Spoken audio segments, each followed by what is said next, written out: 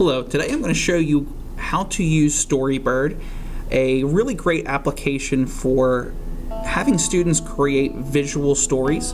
They can choose their own artwork, and actually right next to this artwork that is provided through the site, every day they update it with new pieces of artwork. And what's really cool is that if the student uses that artwork and somebody ends up buying their story, the artist gets some money for it. So there's a lot of different pieces of artwork that's uploaded every day that can really give your students a really unique feel to their story. So first thing you're going to do is open up your web browser. You're going to navigate to www.storybird.com. I'm going to log out just to show you what it looks like when you get to the page. There is going to be a sign in or a sign up for free button. If you haven't signed up, you just click sign up for free. If not, you click sign in and it will bring you to this page. All you got to do is type in your information, and this will get you logged in. When you get logged in as an educator, you will have three things: classes, your stuff, and following. Classes is where you will keep all of your information together about your students. You'll see your students pick information in here along with your information. So if you have created something, you can put that here. You can create new students, you can make assignments for them, you can see a library, you can put your books up for fundraising. There's a lot of different options that you have here, but today we're just going to look at some of the basic stuff. The most important thing I want to show you is how to create usernames, because a lot of teachers have problems with getting the students to usernames and having them logged in, because if you have 26 students, you don't want to have to go through a specific sign-up process for each one. What's great about this is that they're actually in bulk in Storybird. So if you click on students here, you can actually add or invite students. So you can manage them, you can delete students if you do not want them, you can change them to a different class, but we're going to click on add or invite students. Depending on how you want to handle it, you can do about there's about 10 here that you can put in by hand, where you can type in your username that you specifically want for the student, their first and last name, and their information here. Really great for putting in a couple of names at a time, or if you want a little bit more easy to use, easy to see thing, because you have your username, your first name, and your last name box here. Very, very easy to do.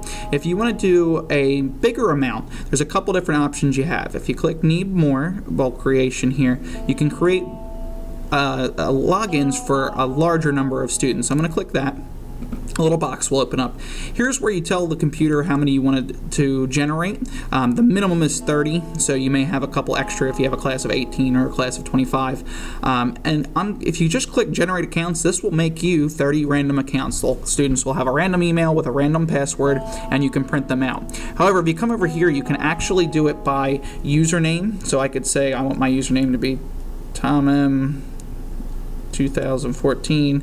Then you do comma, their first name, comma, their last name.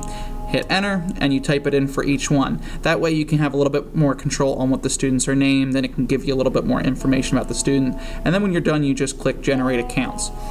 Once you've done that, if you go into review, all of those students' names will be logged in here.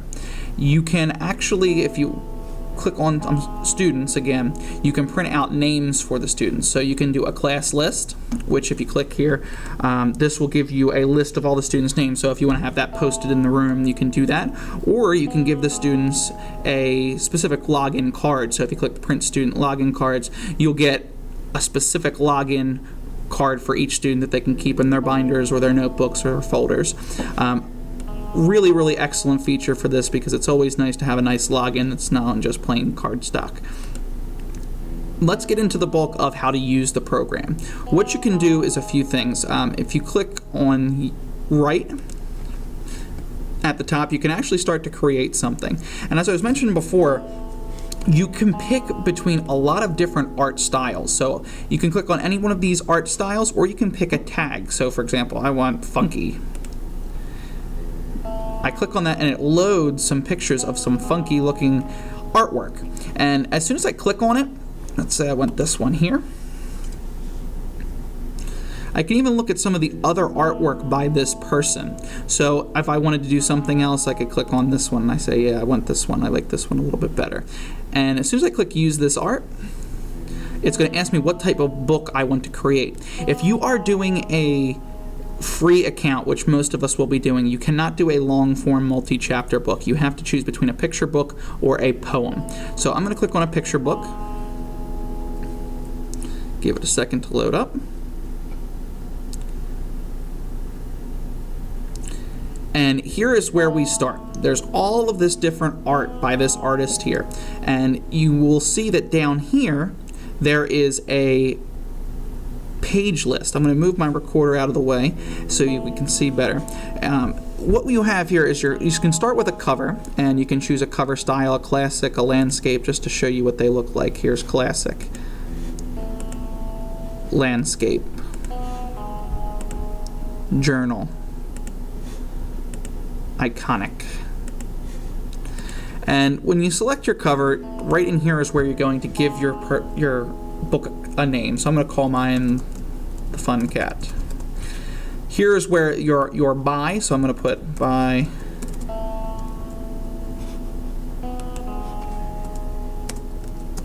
Mr. Minix. And if you notice there, as I started typing something in, it mentioned that you shouldn't use your last name. It's against the rules to use the last name because they don't want the students to be identified on the site, just a security issue. You can also change the color, so right now I'm selected to black. If I want that sidebar to be a different color, I can click that here. Once I'm done with that, I can click Save, and this will bring you back to your page list. Right now I have one page for my cover, and my second page is actually my first page. So what you would do is you would start typing, you would have your students start typing in the story. One day there was a cat.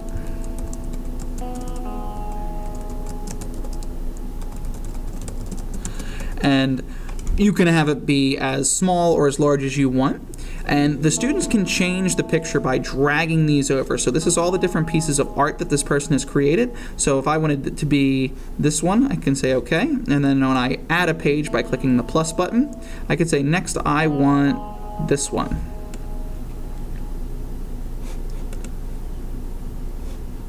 And you can choose whether you want it to be whole page, side of the left page, or if you see how it's going, this is how much of the space it will take up. So if I do this, much smaller page. If I go in the middle, whole page. And I can have it be left or right depending on where I want my drawing to be. If you don't like a page, let's say I do not like this, I can click the minus button and it will take away that page. Always gives the students a quick reminder, are you sure you want to do this before you do that? If you do, you click OK. Always make sure to let them know to save by clicking the save button here.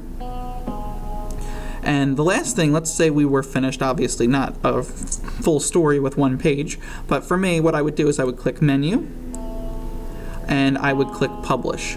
What's really nice is you can have students work on stories together. You can do an invite collaborator where you can type in the username and allow the students to work with someone else. But if you're done, you're going to click publish. There's a couple things you can do. You have your title here. You can give it a summary. You can also give it some information and say what it's about. So I would click animals. I might put, depending on the type of story I wrote, I could make it scary, sci-fi. And you can even put tags. So I could put cat, animals, scary, anything in there, and who it's written for. Finally, you can say who this is for. It's either school or not for school. Most of the time we will be working with school. And you can say whether it's private or public. Unless you have a standard, full, fleshed out story, you cannot make it public. It needs to meet certain guidelines, which you can reach here. My story with just a cover and one page is not going to meet those guidelines. Once you get it there, you can click publish. And a couple different options here. You can have people can actually add comments to the story, and it is moderated, so you're not allowed to put in any profane words or anything like that. So it's a very, very good thing to have students be encouraged and to hear some good things from other positive students around the world. You can take some actions with it. If you are logged in, you can copy the story, you can edit it, you can delete the story if you wanted to. You can buy the story. This is a really nice thing, especially for parents to get a copy of their students' work. If you click buy, you have a couple options here. You can click on download as $1.99, so you can get a PDF of it. You can get multiple PDFs with different sizes. You can get a soft cover, an actual book, and you can even get hardcovers. However, you do have to have 7 pages, which mine is not, to get different hardcover books. And you can actually view all your stories from here. Last thing I always recommend is to log out of your account when you are done, and once you do that, it will take you back to the sign-in page. I'll have some more in-depth tutorials on how to use Storybird. If you have any questions until then, you can email me at tminix@woodburysch.com.